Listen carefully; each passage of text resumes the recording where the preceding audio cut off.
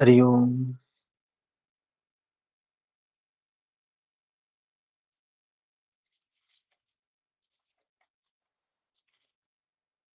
हम लोग भगवत गीता का 10वां अध्याय देख रहे हैं,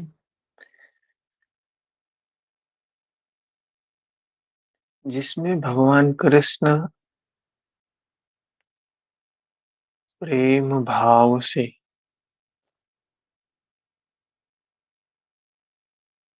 और अपने साधक की, अपने उस अनुरागी की इच्छा के हित की इच्छा से भगवान कृष्ण 10वें अध्याय में बातें बता रहे हैं।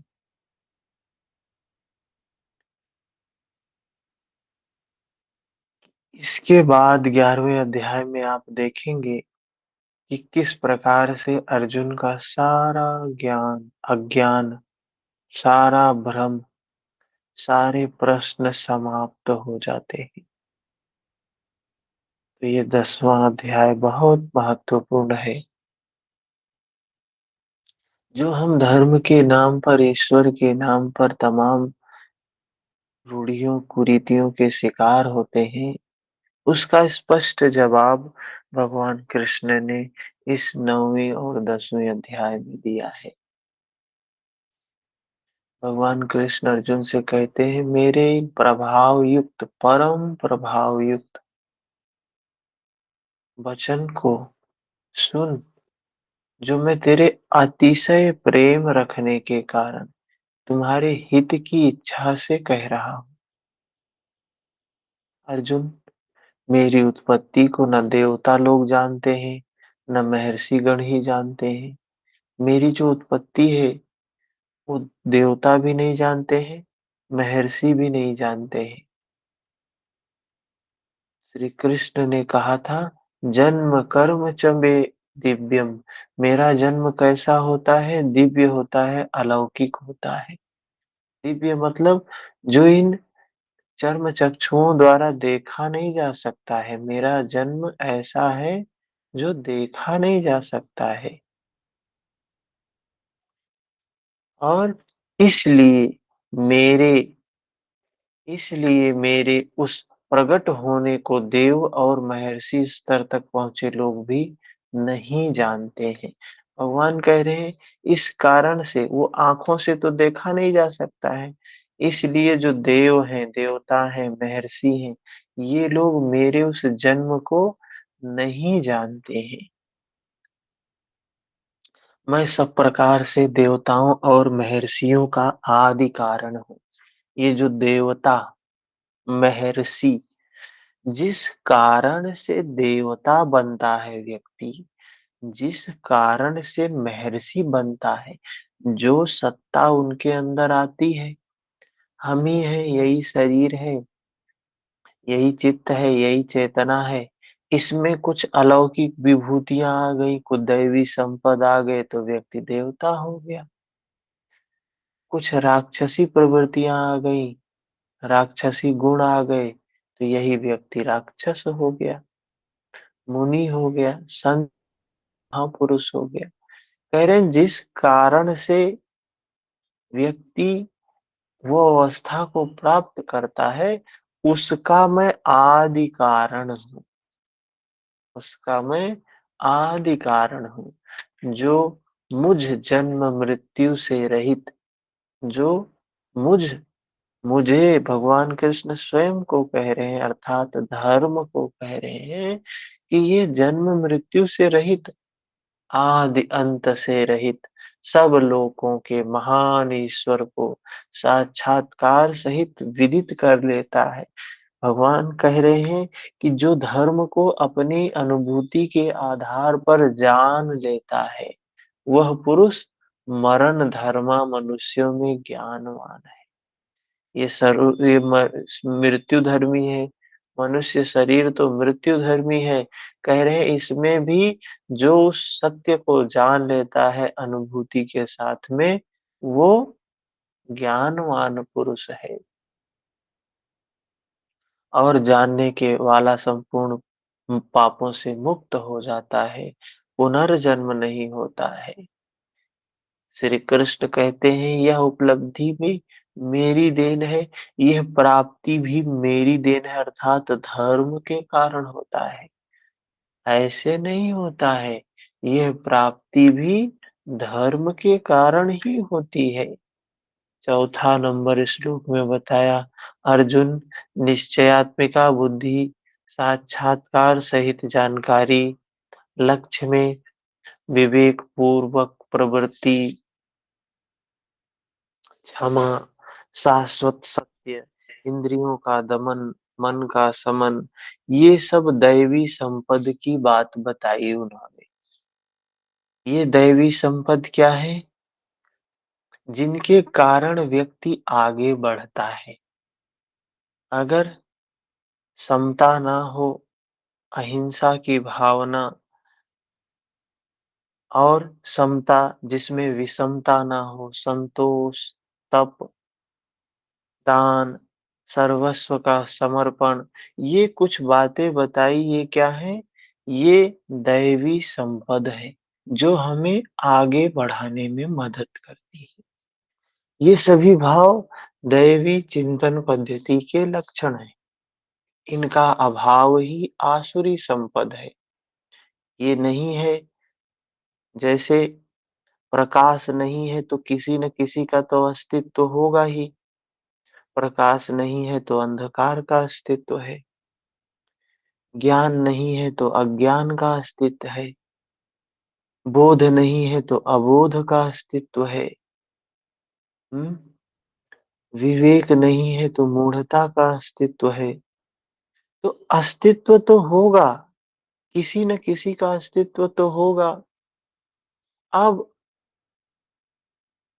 अगर हमने खेत में, फील्ड में कुछ पेड़ बैठाए हैं, कुछ बीज डाले हैं तो वो होंगे। वो बीज नहीं डाले हैं, तो उसके जगह प्रकृति तो फिर खेत को खाली रखेगी नहीं, उसमें कुछ स्वतः ही उत्पन्न होगा। ये आसुरी संपद वही है।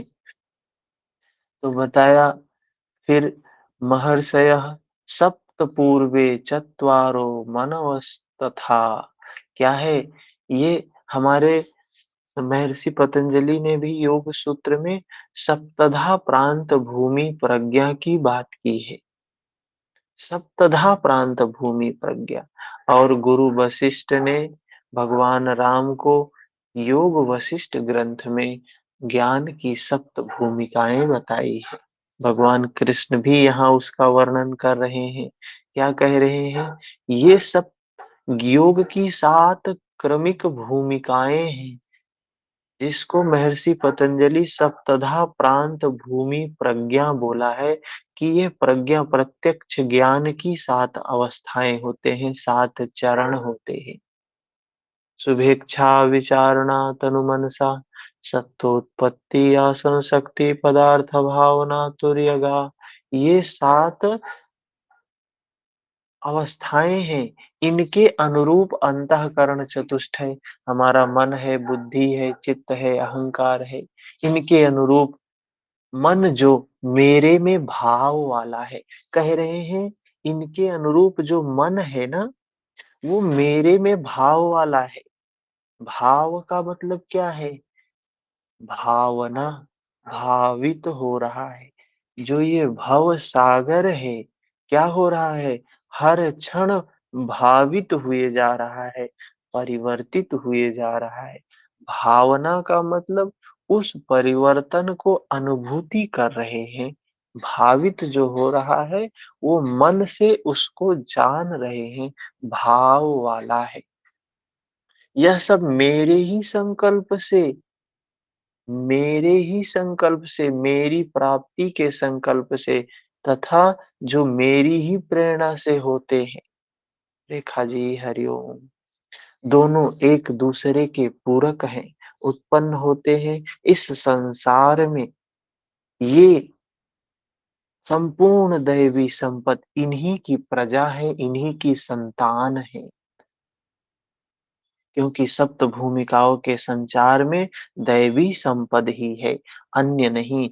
ये जो सप्त भूमिकाएँ हैं, ये बुद्धि की, या प्रज्ञा के साथ जो चरण बताए गए हैं, इनमें यही दैवी संपद का संचार है। जैसे हमारे शरीर में ब्लड का संचार है पूरे शरीर में, ऐसे ही इनके अंदर ये दैवी संपद, ये गुण ही है।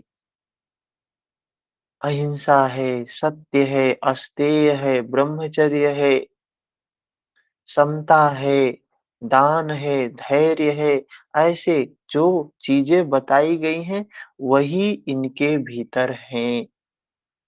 फिर 7 नंबर श्लोक में हमने देखा था, जो पुरुष योग की और मेरी उपर्युक्त विभूतियों को साक्षात्कार के साथ जानता है, वह पुरुष ध्यान योग द्वारा मुझ में एक ही भाव से स्थिर होता है। क्या बताया भगवान ने?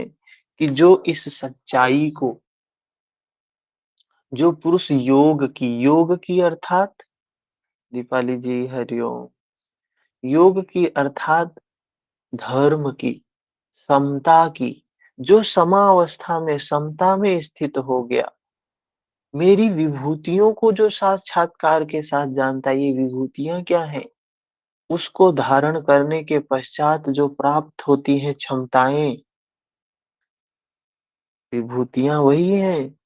धर्म को धारण करेंगे तो कुछ मिलेगा, कुछ प्रकृति पुरस्कार देती है, उसको कहा विभूति। मन को निर्मल किया तो सुख मिला, शांति मिली। क्या है ये सुख शांति? भी विभूति ही है। तमाम प्रकार की विभूतियों का वर्णन महर्षि पतंजलि ने विभूति पाद में किया है, और साधन पाद में भी बताया है। अहिंसा का पालन करेंगे तो क्या होगा? अहिंसा प्रतिष्ठायाम तत्सन्निधौ वैरित्यागः। अहिंसा का पालन करने से वैर भाव समाप्त हो जाएगा। सत्य प्रतिष्ठायाम क्रिया फलाश्रयत्वम। तो ये ऐसे ऐसे विभूतियां हैं, करें जो योग में अपने आप को स्थित कर लेगा, वो क्या होगा? वह स्थिर ध्यान योग द्वारा मुझ में एक ही भाव से स्थित हो जाता है। जैसे नमक पानी में मिल जाता है, कह रहे हैं जो योग में स्थित होगा, वो भी मुझ में एक ही भाव हो जाएगा। इसमें कुछ संशय नहीं, इसमें कोई संशय की बात है ही नहीं। अर्जुन के अज्ञान का अंतिम स्टेज है। अर्जुन के सारे प्रश्न समाप्त हो चुके हैं। 11वें अध्याय में अर्जुन अपने आप को भगवान कृष्ण से बोलता है कि अब मेरा सारा अज्ञान समाप्त हो गया है। अब मुझे सिर्फ आपके दर्शन करने हैं। कल्याण तो दर्शन से ही होगा ना। ये जो दर्शन की संकल्पना चली अपने भारत में, षड दर्शन, हमने तो दर्शन छोड़ दिया। हमने क्या करना शुरू कर दिया? जो अभी तक करते आए हैं। 10वें अध्याय तक अर्जुन यही कर रहा था। 10वें अध्याय तक अर्जुन यही काम कर रहा था। अर्जुन के मन में जो प्रश्न थे, उसका समाधान भगवान कृष्ण कर रहे थे। और 11वें अध्याय में अर्जुन कहता है मुझे अब आपके दर्शन करने हैं। उसी दर्शन के नाम पर ये षड दर्शन चला। हमने तो दर्शन छोड़ दिया, दर्शन पर हम डिस्कशन करने लगे, फिलॉसफी को विषय बना लिया, जीवन में दर्शन गायब हो गया। भगवत गीता में दर्शन भी है, जो अन्य दर्शन में चीजें मिलती हैं, आस्तिक नास्तिक सब इसमें भरा पड़ा है। सारे दर्शनों का, सारे उपनिषदों का, सारे वेदों का सार है भगवत गीता। सिर्फ ये अगर 700 श्लोक समझ में आ जाए, तो फिर समझिए दुनिया के सारे दर्शन समझ में आ गए, सारी फिलॉसफी समझ में आ गई। तो कह रहे हैं जो योग में स्थित होगा वो क्या होगा? वो मुझ में मिल जाएगा। कोई संशय नहीं, इसमें किसी प्रकार का सस्पेंस नहीं है। जिस प्रकार वायु रहित स्थान में रखे दीपक की लौ सीधी जाती है, एक कमरा बंद हो, चारों तरफ से बिल्कुल बंद हो, शून्यागार जिसमें शून्य हो, एकदम कोई हवा बाहर से नहीं आ रही है, अंदर में एक दीपक जला दो और देखो कि वो दीपक किस प्रकार से उसकी लौ बिल्कुल सीधी जाती है। कह रहे हैं एक योगी, एक जो योगी है, जो जिसने अपने चित्त को जीत लिया है, उसके चित्त की अवस्था क्या होती है? वही होती है जो वायु रहित रखे स्थान पर दीपक की लौ की होती है। दीपक का लौ जिस प्रकार से प्रकाश करता है, बिल्कुल सीधा जाता है, बिल्कुल हलन-चलन नहीं होता है, अविकम्पेन, उसमें कोई कंपन नहीं होता है।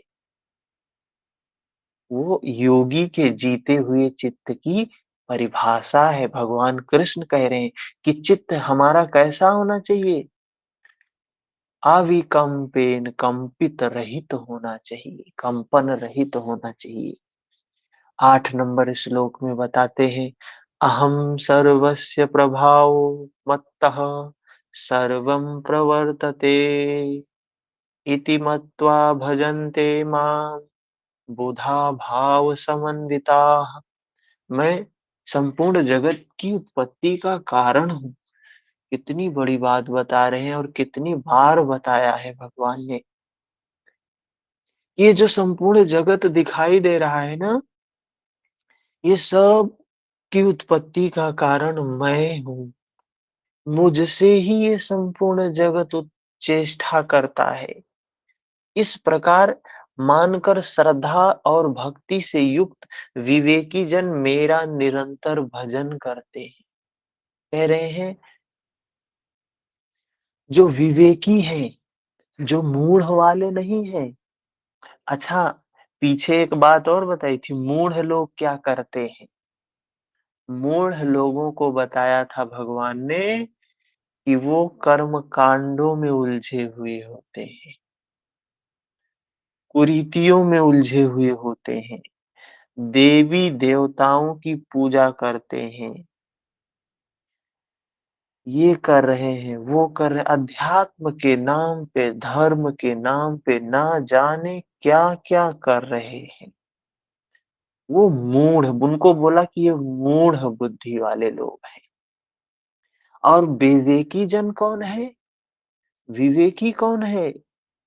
जो उस धर्म को धारण करे, जो उस प्रकृति के कानून को, उस निसर्ग के नियम को, जो अणु-अणु को धारण करता है, जो अणु-अणु जिसको धारण करता है, उस धर्म का आत्म साक्षात्कार कर लिया, अनुभूति कर लिया।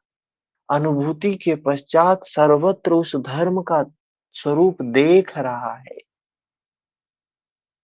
कहते हैं तात्पर्य यह है कि योगी द्वारा मेरे अनुरूप जो प्रवृत्ति होती है, उसमें मैं ही किया करता हूँ, वह मेरा ही प्रसाद है। इस प्रकृति में जो कुछ हो रहा है, ईश्वर क्या करता है, वो धर्म क्या करता है?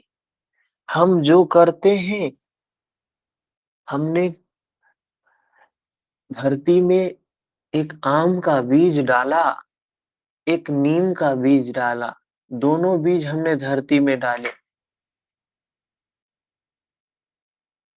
बीज डालना तो हमारा काम था, बाकी का काम ईश्वर का है, उस धर्म का है, उस प्रकृति का है। वो सब पे समान रूप से लागू होती है।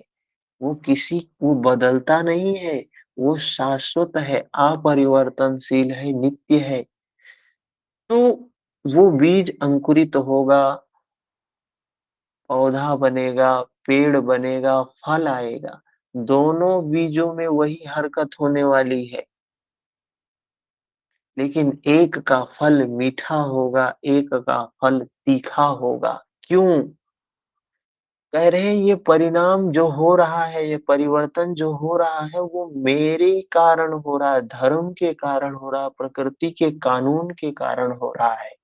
कोई ईश्वर ऐसा नहीं बैठा है जो वो डिसाइड करता है कि ये बीज क्या होगा, ये क्या होगा। हमने जो बीज डाला है धरती में, प्रकृति उसी को बड़ा कर देती है। उसी में परिवर्तन कर देती है, सृजन कर देती है और वो सृजन सब पे समान रूप से लागू होता है। ऐसा नहीं कि एक पे होगा, एक पे नहीं होगा। कह रहे मेरा ही प्रसाद है। कैसे है? इसे पीछे स्थान पर बताया जा चुका है। वे निरंतर भजन किस प्रकार करते हैं? तो योगी जो होता है, ये जो परिवर्तन हो रहा है हर क्षण हमारे शरीर में भी हो रहा है, हमारे चित्त में भी हो रहा है, हमारे इस संपूर्ण बाह्य में भी हो रहा है, संपूर्ण महाभूतों में हो रहा है, सर्वत्र वो परिवर्तन हो रहा है, हो रहा है, हो रहा है। तो वो परिवर्तन किस कारण से हो रहा है? वो धर्म के कारण से हो रहा है। एक बीज हमने धरती में डाला, वो अंकुरित हुआ, अंकुरण कब आया हमें तो नहीं दिखाई देता है। पेड़ बन गया हमें नहीं पता चलता है, फल आने लगे तो हमें पता चलता है अरे! और उस पेड़ के लिए हम कहते हैं हमने किया, हमने किया, हमने किया, ये हमने लगाया है, ये हमने बढ़ाया है। हम क्या किए हैं? एक बीज को सिर्फ डालने का ही काम किया है हमने, बाकी सारा काम प्रकृति करती है। और वो बीज भी मैंने उत्पन्न नहीं किया था, वो बीज भी प्रकृति ने ही उत्पन्न किया था। हमने सिर्फ धरती में डाला और सारा काम प्रकृति ने किया। हम सोचते हैं अरे हमने लगाया है इसको, इसके मालिक हम हैं, ये हमने किया है, इसके मालिक हम हैं। हमने क्या किया? हमने कुछ भी नहीं किया, हम तो मात्र निमित्त थे। तो वही कह रहे हैं जो योगी होता है वो अपने आप को सभी चीज़ों में सिर्फ निमित्त ही मानता है। ना अच्छा है, ना बुरा है, बस जो है वो निमित्त है। तो किस प्रकार से योगी जीवन को जीता है? जीवन को जीने का मतलब किस प्रकार से वो साधना करता है, जीवन को किस प्रकार से जीता है? तो 9 नंबर श्लोक में भगवान कृष्ण बताते हैं क्या? मच्चित्ता मद्गतप्राणा बोधयन्तः परस्परम् कथयन्तश्च मां नित्यं तुष्यन्ति च रमन्ति च। अन्य किसी को स्थान न देकर मुझ में ही निरंतर चित्त को लगाने वाला। मतलब हम जो काम कर रहे हैं ना, उसमें एक बात हमेशा ध्यान में होनी चाहिए। क्या? कि हम तो सिर्फ निमित्त हैं। हम सिर्फ और सिर्फ निमित्त हैं। सारा काम प्रकृति का है, धर्म का है। हम कुछ नहीं कर रहे। ये कर्ता भाव से बिल्कुल परे हूँ। कर्ता भाव से बिल्कुल परे हूँ। मुझ में ही प्राणों को लगाने वाला, सदैव परस्पर मेरी प्रक्रियाओं का बोध करते हुए, वो जो धर्म काम करता है ना, हम तो बुद्धि के स्तर पे देखते हैं हमने बीज डाला धरती में, वो बीज अंकुरित हुआ, धीरे-धीरे बड़ा हुआ, पेड़ बन गया, फल आने लगा, उसमें हमारा क्या सहयोग है? पानी मान लो हमने डाल दिया, पानी भी प्रकृति का ही है। खाद डाल दिया तो खाद भी प्रकृति का ही है। और तो और ये शरीर भी प्रकृति का ही तो अंग है, प्रकृति का ही तो अंश है। ये चित्त, ये मन, ये बुद्धि, ये सब प्रकृति का ही अंश तो है। तेरा तुझको अर्पण क्या लागे मेरा, तेरा ही है, तुझको ही अर्पित करें, मेरा क्या लग रहा है? एक बार की बात है, गुरु नानक जी थे, तो लोगों को दान दिया करते थे। दान देते थे तो सिर को झुका लेते थे। किसी ने पूछा, आप देते हैं तो आपको गर्व होना चाहिए, आप दे रहे हैं, आपके अंदर ये क्षमता है, आप ये कर पा रहे हैं। आप दे रहे हैं और देते हुए सिर को क्यों झुका लेते हैं? तो बड़ी सुंदर पंक्ति कहते हैं गुरु नानक जी, देनहार कोई और है, भेजत है नित रैन।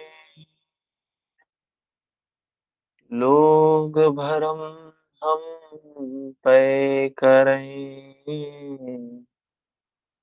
या ते नीचे नए। कहते हैं वो देने वाला तो कोई और है जो रोज भेज रहा है, हमारी ड्यूटी लगी है सिर्फ देने की। हम क्यों भ्रम करें? हम क्यों हम करें कि अरे हम दे रहे हैं। अरे वो ईश्वर ने हमारी ड्यूटी लगाई है, देना है तुझे, तो हम दे रहे हैं। अब वो हमारा थोड़ी ना है हम जो दे रहे हैं, वो तो किसी और का है वो दे रहे हैं, हमारा काम है सिर्फ देने का। तो ये लोगों का भ्रम है कि मैं दे रहा हूँ, इसलिए मेरा सिर नीचे होता है। तो क्या है, जो उसको हर क्षण जाने, अहम भाव से जो हर क्षण मुक्त हो, एक भी क्षण मन में अहम भाव ना आए। हर क्षण ये भाव आए कि मैं तो उसकी ड्यूटी में लगा हूँ। उसने मेरी ड्यूटी यहाँ लगाई है, यहाँ काम कर रहा हूँ। दूसरी जगह लगाएगा, दूसरी जगह काम करूँ, तीसरी जगह लगाएगा, तीसरी जगह काम करूँ। और उसका बोध करते हुए, जब उसका बोध रहेगा हर क्षण ना, तो प्रसन्न रहेंगे, लाभ हानि से परे रहेंगे, होनी ना होनी से परे रहेंगे, यश अपयश से परे रहेंगे, जय पराजय से परे रहेंगे। अरे था उसने कहा कि जाओ ये कर दो, गए, हुआ या नहीं हुआ हम तो गए किए, वो तो उसकी चिंता कोई और करने वाला है। हम तो सिर्फ निमित्त मात्र है ना। जब हम निमित्त होके चीज़ों को करते हैं, तो हमें खुशी भी नहीं होता है, दुःख भी नहीं होता है, हैं? एक आनंद की अवस्था होती है, परमाना आनंद की अवस्था होती है। कह रहे हैं उसमें कर्म करते हुए, मेरा गुणगान करते हुए ही संतुष्ट होते हैं। जो उस धर्म में स्थित होता है, धर्म का गुणगान करता ही रहता है, होता ही रहता है। जो भी व्यक्ति धर्म में स्थित होगा, धर्म की महिमा को देखेगा, धर्म के प्रभाव को अनुभव करेगा, तो गुणगान ही करता रहेगा तथा निरंतर मुझ में ही रमण करते हैं। वो उसमें ही रमण करता है, धर्म में ही रमण करता है, उस ईश्वर में ही रमण करता है। 10 नंबर श्लोक में कहते हैं, तेषां सततयुक्तानां भजतां प्रीतिपूर्वकम् ददामि बुद्धियोगं तं येन मामुपयान्ति ते। निरंतर मेरे ध्यान में लगे हुए तथा प्रेम पूर्वक भजने वाले उन भक्तों को मैं वह बुद्धि योग अर्थात योग में प्रवेश वाली बुद्धि देता हूँ। तस्य सप्तधा प्रांत भूमि प्रज्ञा ऋतंभरा तत्र प्रज्ञा। महर्षि पतंजलि भी सेम यही बात बोले हैं, सेम यही बात बोले हैं। ऋतंभरा तत्र प्रज्ञा, पहले अध्याय समाधि पाद के 48 नंबर सूत्र में सेम यही बात बोली है उन्होंने। यहाँ 10 के 10 में ये बात बोली गई कि भगव धर्म वो बुद्धि देता है। कौन-सी बुद्धि देता है? उसमें तैरने की बुद्धि, उसमें जीने की बुद्धि दे देता है। ऋतंभरा तत्र प्रज्ञा, ऋतअंभरा, ऋत को धारण करने वाली प्रज्ञा हो जाती है, बुद्धि हो जाती है हमारी। निरंतर जो ध्यान में लगा हुआ है, ध्यान का मतलब ये नहीं होता है कि अरे ये 1 घंटा बैठे हुए हैं, ध्यान कर रहे हैं। ध्यान का मतलब वो तो जब बच्चे को तैरना नहीं आता है, तो हम क्या करते हैं? थोड़ा देर स्विमिंग पूल में ले जाते हैं, उसको तैराना सिखाते हैं। लेकिन जब तैरना आ गया तो हमेशा तैरने लगता है। जीना आ गया तो हमेशा जीने लगता है वो। ध्यान सिर्फ अभ्यास है तैरने का। जब तैरना आ गया तो बाद में ये ध्यान करना भी छूट जाता है। तो फिर ध्यान प्रतिक्षण होने लगता है। चलते, फिरते, खाते, पीते, सोते, हर क्षण अवेयर। ध्यान का मतलब क्या है? अवेयर होना। अवेयर होने का अभ्यास करते हैं और धीरे-धीरे सजगता बढ़ती है। उस स्तर तक सजगता हो जाती है कि हर क्षण सजग रहने लगते हैं। प्रतिक्षण होश रहने लगता है, तो ध्यान हो जाता है। तो वो उस धर्म में, उस ईश्वर में हर क्षण हम स्थिर हो जाते हैं। तो कह रहे हैं भगवान उस समय जो बुद्धि होती है, योग में प्रवेश वाली बुद्धि होती है। जिससे वे मुझे प्राप्त होते हैं। योग की जागृति ईश्वर की देन है। ईश्वर की देन है क्या? ईश्वर मतलब धर्म की देन है। ऋतंभरा तत्र प्रज्ञा। ऋत अंभरा ऋत को धारण करने वाली हो जाती है। धारण करे तो धर्म है, वरना कोरी बात। वह अव्यक्त पुरुष, महापुरुष योग में प्रवेश दिलाने वाली बुद्धि कैसे देता है? आगे प्रश्न उठता है कि वो योग में प्रवेश कराने वाली बुद्धि वो ईश्वर कैसे देता है? अगले श्लोक में कहते हैं 11 नंबर, तेषाम् एवानुकम्पार्थम् अहं ज्ञानजं तमः नाशयाम्यात्मभावस्थो ज्ञानदीपेन भास्वता। उनके ऊपर पूर्ण अनुग्रह करने के लिए मैं उनकी आत्मा से अभिन्न खड़ा होकर क्या कह रहे हैं? उनके ऊपर पूर्ण अनुग्रह कृपा करने के लिए, कृपा करने के लिए मैं उनकी आत्मा से अभिन्न खड़ा होकर, रथी होकर अज्ञान से उत्पन्न हुए अंधकार को ज्ञान रूपी दीपक के द्वारा प्रकाशित कर नष्ट करता हूँ। होता क्या है? अनुग्रह होना मतलब क्या है? कृपा होना मतलब क्या है? ये धर्म की बात सुनने में आ जाए। ये अंधकार ही अंधकार था, भ्रम में पड़े हुए थे, कुरीतियों में पड़े हुए थे, विकारों में पड़े हुए थे। धर्म की बात सुनने में आ जाए, मन में आ जाए, धर्म के मार्ग पर चलने लगे, दैवी संपत का प्रादुर्भाव होने लगे हमारे अंदर में, अंतःकरण में, मन में। तो क्या है? यही दीपक है।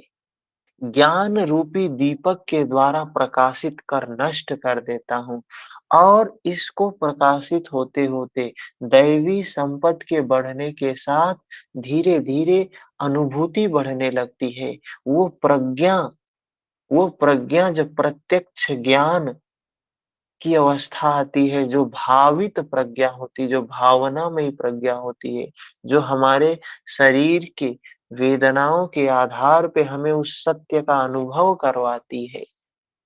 तो क्या होता है? हमारे सारे अज्ञान समाप्त हो जाते हैं, हमारे सारे भ्रम समाप्त हो जाते हैं।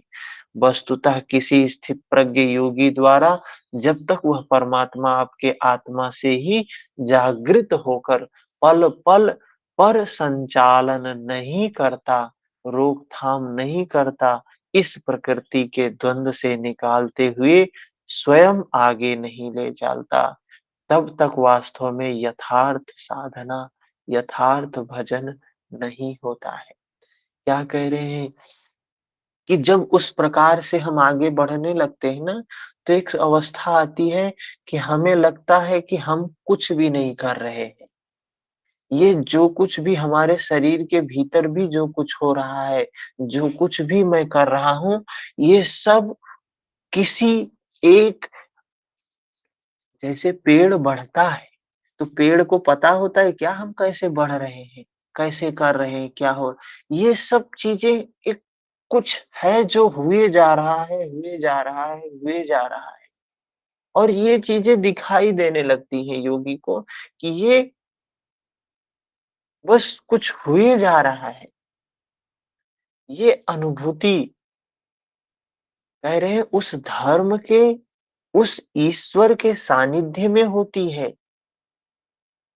वही उसकी सुरक्षा की ज़िम्मेदारी, उसको आगे बढ़ाने की ज़िम्मेदारी, सारी ज़िम्मेदारी पीछे भी भगवान ने बताया है कि जो धर्म में स्थित हो जाता है, जो समता में स्थित हो जाता है, जिसका चित्त बिल्कुल स्थिर हो गया, उसकी सारी ज़िम्मेदारी मेरी हो जाती है।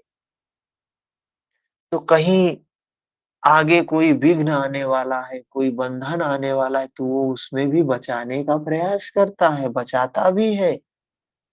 तो समझो, जब आप पूर्ण रूप से प्रकृति के समर्पण में हो गए, धर्म के समर्पण में हो गए, तो समझो कि आप वास्तविक में साधक हो गए, सध गए हैं अब।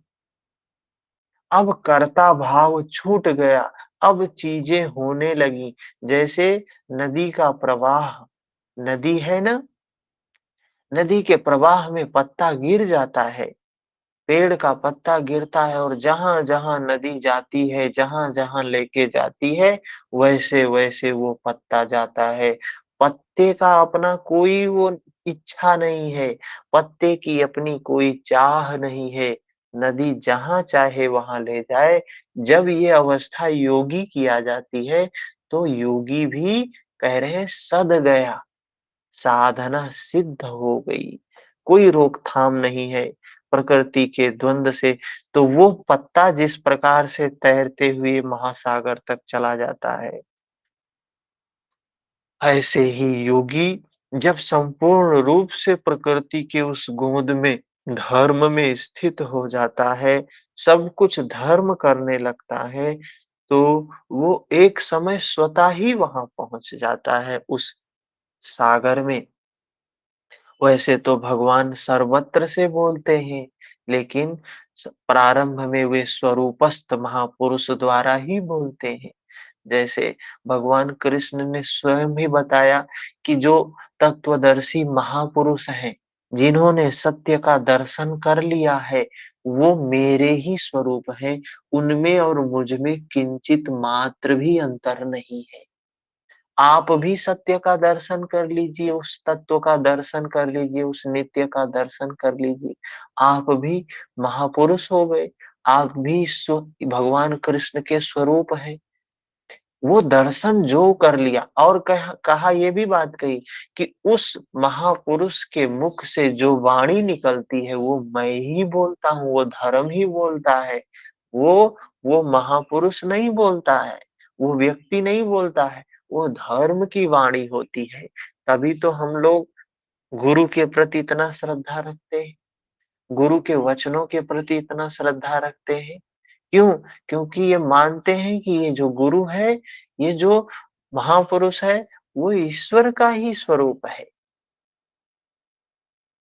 लेकिन प्रारंभ में वो हमें जो साधना इस मार्ग में, आध्यात्म के मार्ग में आगे बढ़ना है, तो हमें शुरू में किसी न किसी गुरु के शरण में जाना होता है।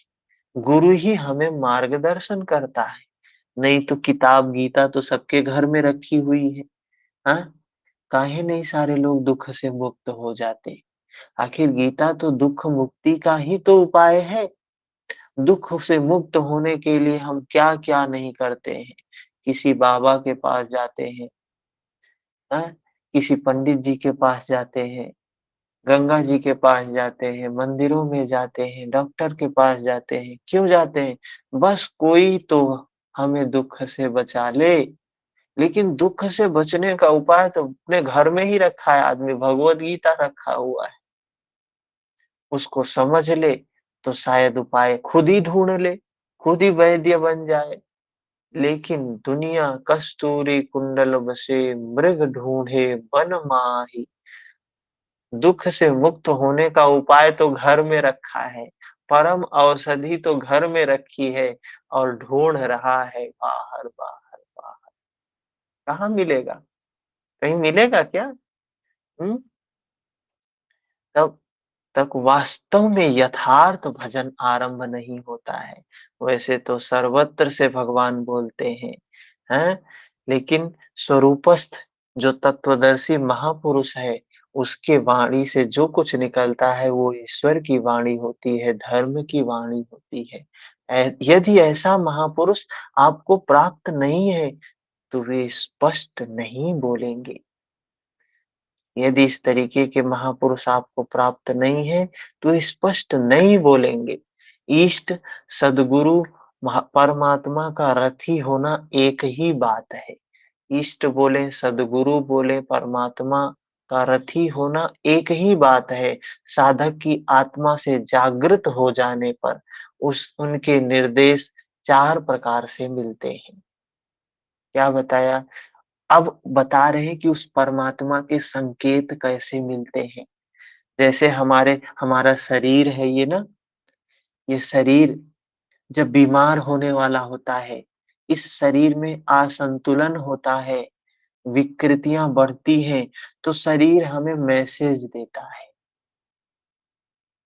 कभी हेडेक होगा, कभी हार्ट बीट एब्नॉर्मल हो जाएगी, कभी किसी विशेष स्थान पर पेन होने लगेगा।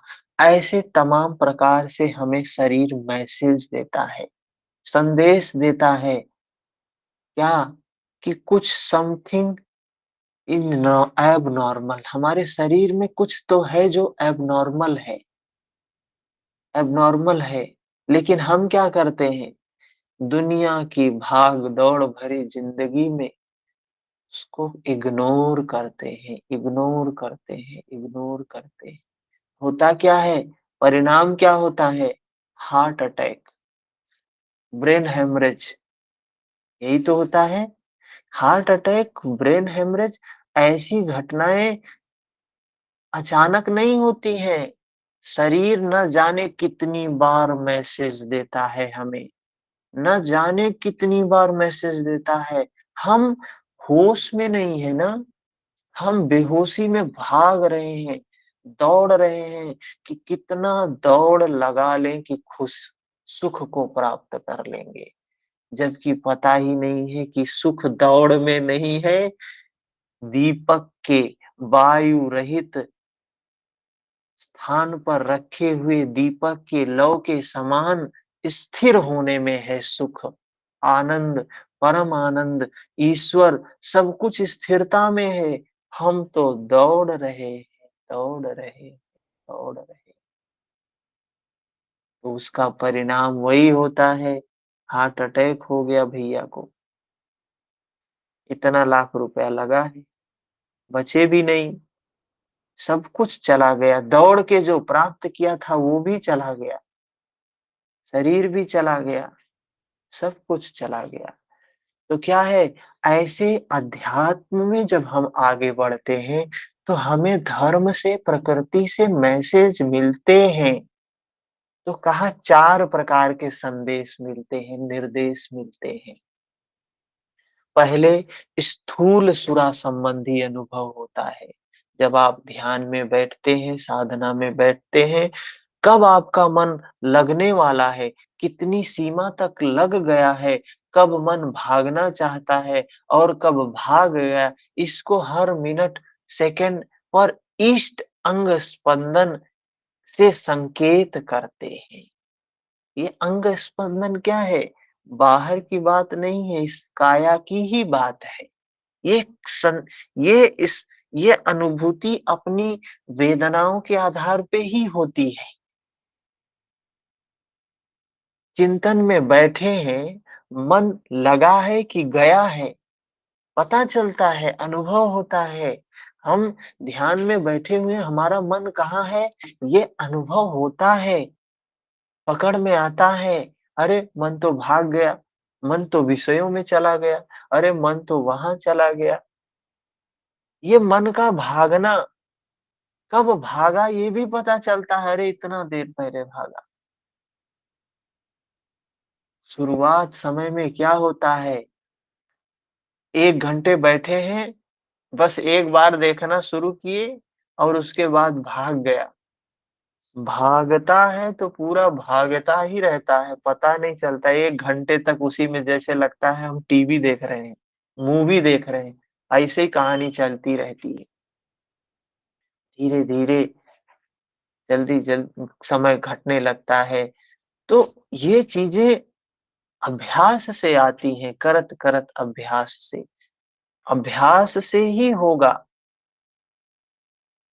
इसको हर मिनट, हर सेकंड पर इष्ट अंग स्पंदन के माध्यम से वेदनाओं के आधार पे संकेत देते हैं।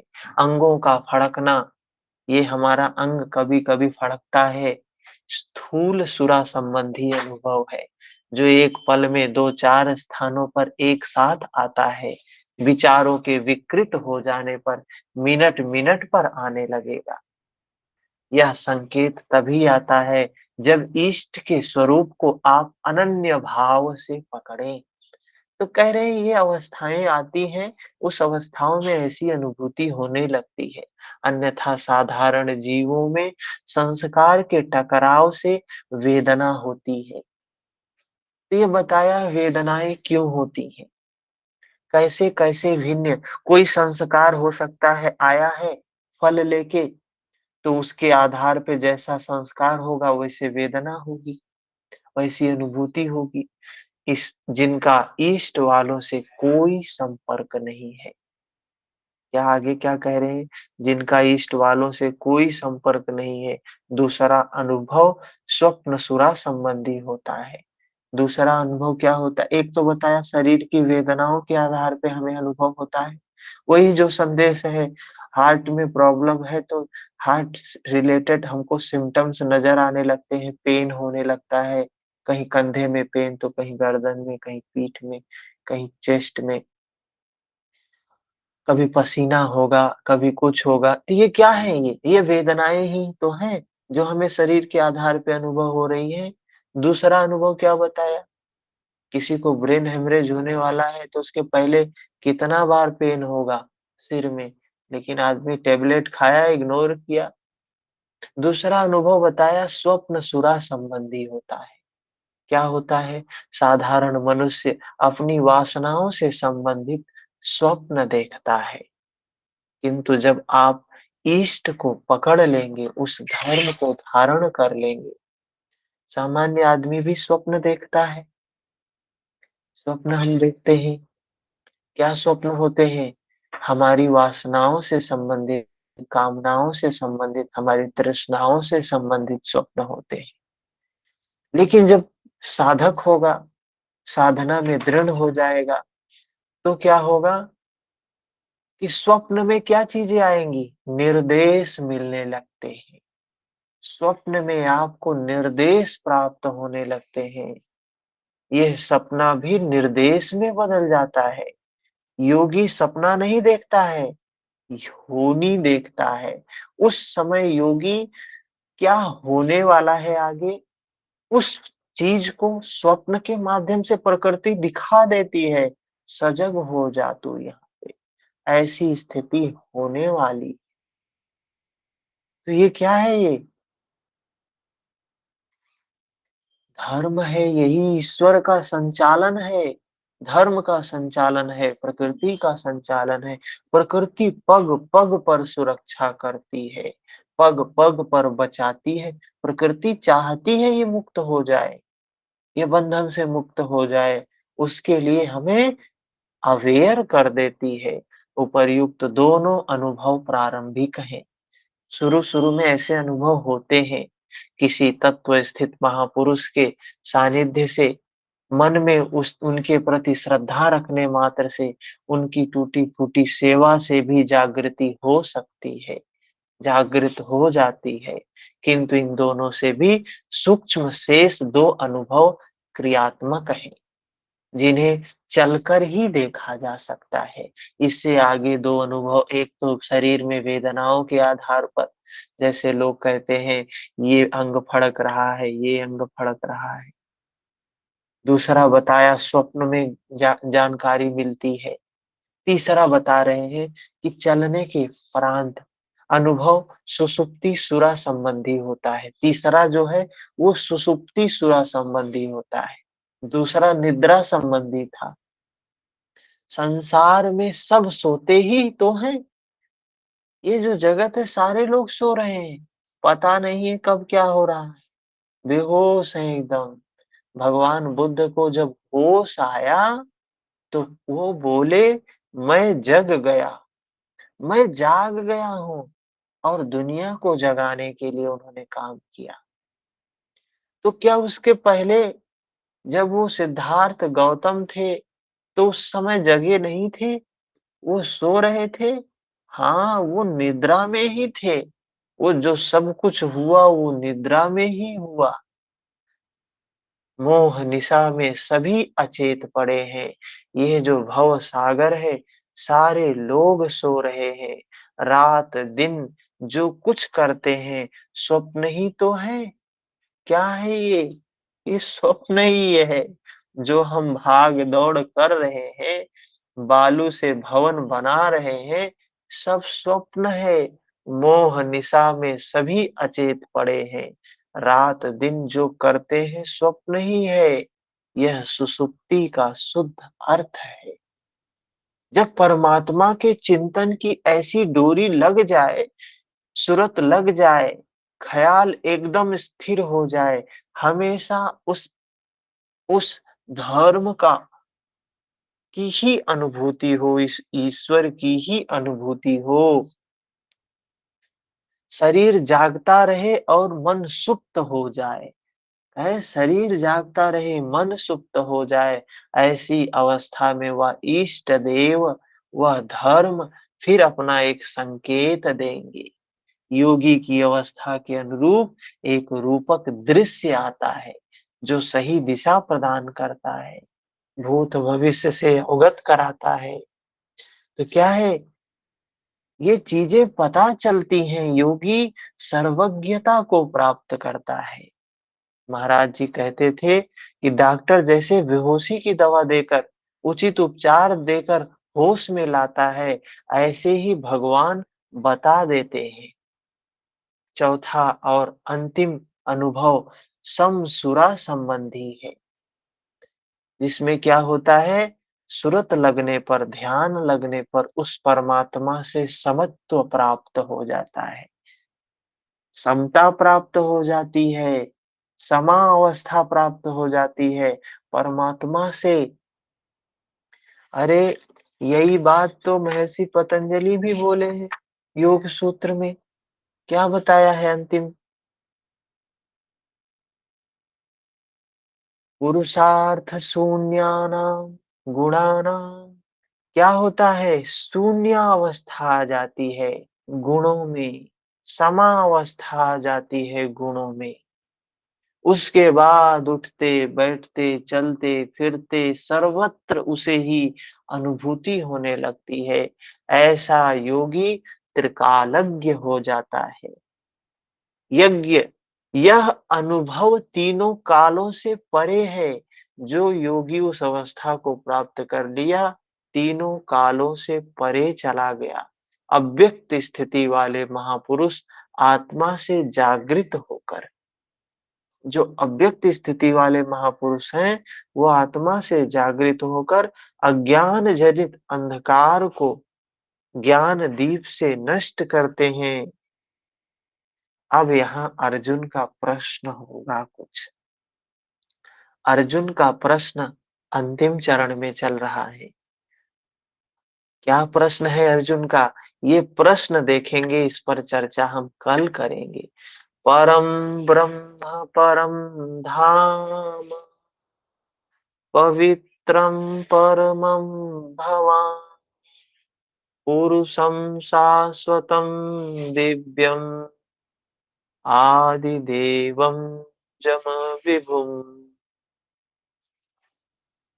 यहाँ प्रश्न क्या है? भगवान, आप पर ब्रह्म, परम धाम तथा पवित्र, परम पवित्र हैं, क्योंकि आपको सभी ऋषिगण सनातन, दिव्य पुरुष, देवों का भी आदि देव, अजन्मा और सर्वव्यापी कहते हैं। परम पुरुष, परम धाम का ही पर्याय दिव्य पुरुष, अजन्मा, आदि शब्द है। देवर्षि नारद, असित, देवल, व्यास, स्वयं आप भी मुझसे वही कहते हैं, अर्थात पहले भूतकालीन महर्षि कहते हैं। अब वर्तमान में जिनकी संगत उपलब्ध है, नारद, देवल, असित, व्यास का नाम लिया। तो ये कुछ प्रश्न हैं जो अर्जुन के समकालीन थे, उन लोगों का नाम लेकर कह रहा है।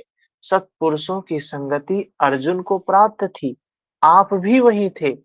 वही कहते हैं, अतः क्या, हे जनार्दन, अपनी योग शक्ति को और योग की विभूति को फिर भी विस्तार पूर्वक कहिए। अब योग शक्ति और विभूति को पूछ रहा है। संक्षेप में तो इसी अध्याय के आरंभ में कहा ही है, संक्षेप में तो कहा ही है, पुनः कहिए, क्योंकि अमृत तत्व को दिलाने वाले इन वचनों को सुनने से मेरी तृप्ति नहीं होती। फिर से पूछा है, हम लोगों को भी सौभाग्य मिलेगा सुनने का अर्जुन के माध्यम से। ठीक है, तो मिलते हैं कल 6 बजे, और हठ योग प्रदीपिका के लिए अभी मिलेंगे 15 मिनट बाद, 7:15 पर। हरिओम हरिओम। कोई प्रश्न है तो पूछ सकते हैं।